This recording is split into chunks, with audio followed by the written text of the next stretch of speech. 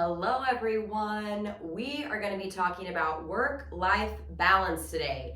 Man, is it a hot topic. It is a popular topic, and honestly, I don't really love talking about it. I kind of roll my eyes when I hear work-life balance, and I think it might be just because I view it a little different than the way it is put out there in the world. So here's my perception of the way that it is put out there.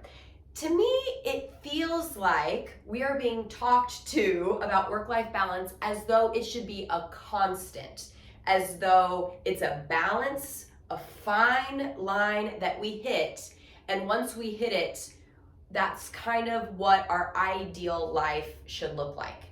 And I don't know about you, if you're following me, you're probably a lot like me in that would be incredibly boring. I do not love running races. My husband loves running races, but I find endurance running incredibly boring. Now, I do love a good HIIT, high interval intensity training. Like, I love that. It's shorter, but man, is it intense. And that's the way that I view work-life balance. You know, it's gonna be, you're gonna have your busy seasons and you're gonna have your lull seasons, and you're doing it by choice. I just prefer it that way. There's nothing wrong with either way. The thing is it's gotta work for you. But if this idea of hitting work-life balance and then keeping it forever doesn't exactly appeal to you, then listen in today, because here are my thoughts on work-life balance. Okay, number one, you get to choose your season. And that is the very first step. Because for me, it's not about, like I said, keeping that work-life balance, that constant line, that constant balance for your whole life.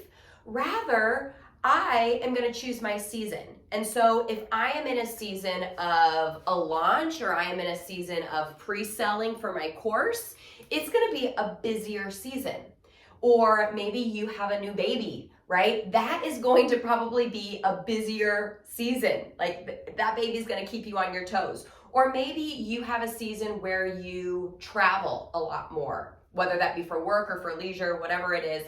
So choose your season. It doesn't necessarily have to be 30 days or 90 days or a year, right? You get to not only choose the season that you're being intentional about, but also how long that season is. All right. Right now I'm in a season with young kids. I have a son that's getting ready to go to kindergarten, and then I have two twins. We're adopting twins they're on their way, coming in about a year. So right now I'm not working 40 hours by choice. Could I be working 40 hours? Absolutely. But I've chosen to cut back a little bit and work 20 hours or so for the next several years until all my kids are in kindergarten.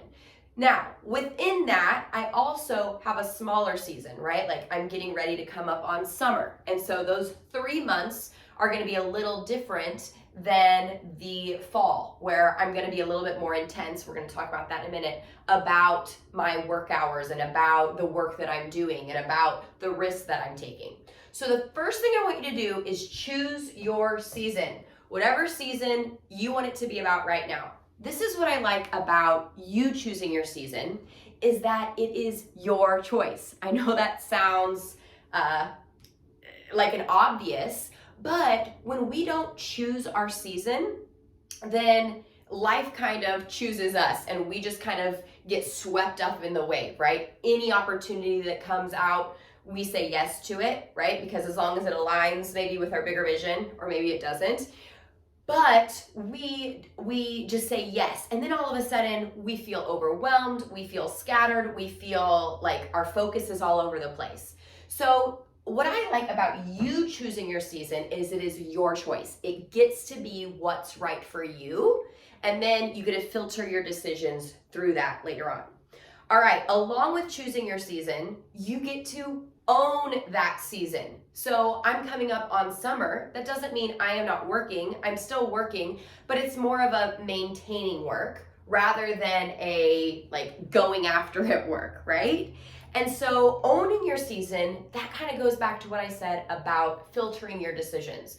I know that my intention for the next couple months in this summer is going to be a little bit heavier on family time. It's going to be a little bit heavier on personal time. It's going to be a little bit heavier on reflection time and leisure time. Okay? And so that means if I get an opportunity this summer, I'm probably going to say no to it until maybe the fall, all right? Or something like that. I'm gonna be filtering my decisions based on what I chose, and then I get to own it. I get to follow through with what I said this season is gonna be about, all right? That's huge. All right, and then along with that, I want you to choose your focus. It's basically just choosing your intentions. Like I just said, I'm choosing a little bit more family time. I'm gonna be intentional about making sure we make it to the beach, about making sure we play in the sprinklers, about making sure we get strawberry shortcake and all those things that come with summer. Like those are gonna be my intentions. Those are what I'm gonna be focusing on over the summer. Again, not to say I'm not working, not to say I'm not doing some of these other things, but my intentions are a little bit heavier, maybe 80%, 70% more on family time, leisure time, reflection time, that kind of thing. All right? Now, there's a little caveat with this. If you are addicted to work, all right? If you feel like work is your identity, if you are a self-proclaimed workaholic, you may struggle with this because you have put all of your eggs in the work basket. So when I say leisure, you're probably like, what is that? Or like, doing some of these other things, that might be foreign to you, okay? And so number one, I've created a course just for people like you because not many years ago, it was me as well, okay? And so what I did was I was so heavy on work, then I would get burnt out, I would get tired, I would get resentful, I would want to quit, then I would swing the pendulum to the other way and I would just be dead, right? Do you guys know that cycle? So that's not necessarily a super healthy place to be, all right? So what I have found that is if you are really heavy into work and that is a big piece of your identity and you've maybe even lost yourself to working, you may struggle to metaphorically sit, right? So when I say go to the beach, the thought of going to the beach may sound good now, but when you get there, you may get a little bit antsy because you don't know who you are without working. All right, so here's my advice for you. Number one, just be aware of the issue. You are so much more than what you work. You can love your work and also have other areas, okay? You are a very big, complicated, complex human, all right? And you can love work and also have different areas of interest. So number one, just be aware of the issue. After that, I want you to fill this season, all right, if you choose to back off work a little bit, I know it's very brave of you right now, but I want you to fill it with other intentions. And so for me, when I was in this space, I just used a summer to explore different things that maybe I like doing, maybe I don't like doing. But it kind of filled that outside of workspace with keeping my mind busy still. So I went berry picking and I went to the beach and I went to the library and I tried some of these things just to explore who I am outside of work. Okay, I wanted to put that in there because if you're following me, a lot of people that follow me are me a couple years ago. And so if that's you, you're not alone. I struggled with the same thing. Okay, back to the work-life balance.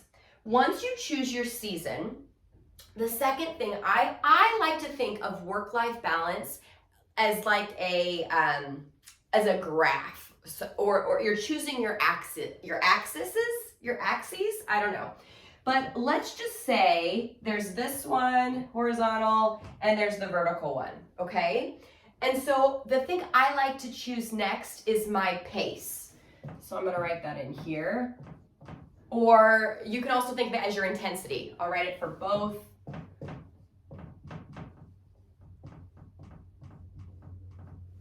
Okay, so choose your pace, choose your intensity.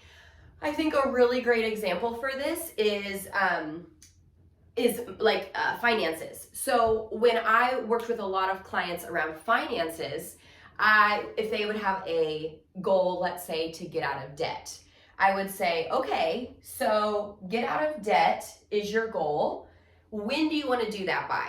And so we would maybe set a date. And then I said, okay, that's great. And so that means if you want to be out of debt in 6 months, then that's going to set a certain intensity level. That's going to create some decisions that you have to make. And maybe those are, only eating peanut butter and jelly and not eating outside, eating out. Like that's going to be a little bit more of an intense decision, right? If you want to get that result quicker than if you still want to eat out, maybe, I don't know, once or twice a week, like that's fine too. That's a little less intense and that's perfectly fine. But just know that it's going to affect your timeline and it's going to affect your result and when you get that result. Another example for me in this is in my physical fitness. I want to gain more muscle. And so could I get my number that I want within the next month or 2 months? Sure, I could do that. And that also, for me, in my current lifestyle, is going to require me to make some more intense decisions. And it's going to require me to back off the sugar.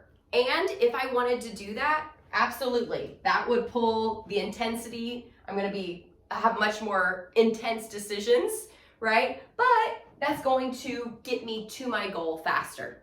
And of course, there's the whole thought about, is that going to stick? Is that maintainable? And so that's why I have chosen to back my intensity back a little bit until my lifestyle can catch up to that result. I'm hoping I'm making sense. So setting your pace or your intensity is so important. Again, because it comes from you. It is you being intentional. It is you making the choice rather than opportunities and your life and people around you kind of making the decisions for you because you're not being intentional about it. So think about intensity. All right, some things to consider is intensity pulls from other focuses. If I'm going to be a 10 on the intensity scale and I'm going to go like crazy, I'm going to go buck wild after these goals, let's say my professional goals, again, that's totally cool. That's my choice. If I'm doing it intentionally, that's totally cool. But just know that that's going to affect the other axis. And can I do that? Absolutely. I don't have to go a 10 on all of my areas. One other thing I want to offer you though is to pull in support. If I did want to go for a 10, right, and I wanted to go 10 on the intensity scale, totally fine, but I'm probably, so that the rest of my world doesn't crumble, I need to pull in some support. So that may look like pulling in some support for my son, like having someone be able to be there with him, watching him, because I would be putting a lot more of my time and my focus in those other goals. Or maybe that is pulling in support like a service, right? Like a meal plan service, like HelloFresh or Blue Apron, one of those, right? Where I don't have to think about cooking, I don't have to go grocery shopping, all that. Or maybe it's crock pot dinners in this season. Again, it doesn't matter where you choose, just know this is where I'm choosing. And that means if I move this lever, then it's gonna affect the other areas of my life. Where can I leverage some support for those other areas just for this season, okay? Because I think whenever I do those strengths builder, my number one, or strengths finder, my number one strength is focus. And so I know that that's my strength. And so I want to leverage my strength. So I'm going to leverage my focus. It goes back to that leveraging your intentionality. What am I choosing to focus on in this season? All right. And then allow it to filter those choices. Okay. And I've kind of already alluded to it, but then this other axis is the result that you want, however you want to say it, maybe the goal, along with the timeline or the deadline. of when you're going to get it. And I kind of explained it both, all right, back to back. They kind of go hand in hand. But like I mentioned earlier, my husband he runs marathons. And so I thought this was a really great example. First off, he chooses his season, right? He chooses his marathon for that year, or marathons.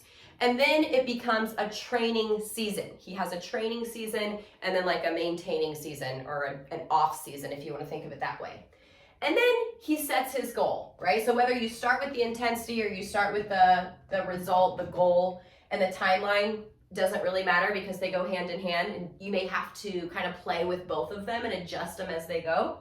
So he chooses his race, and then he chooses, okay, what goal do I want? Like, what is the time that I want to complete this 26 miles in?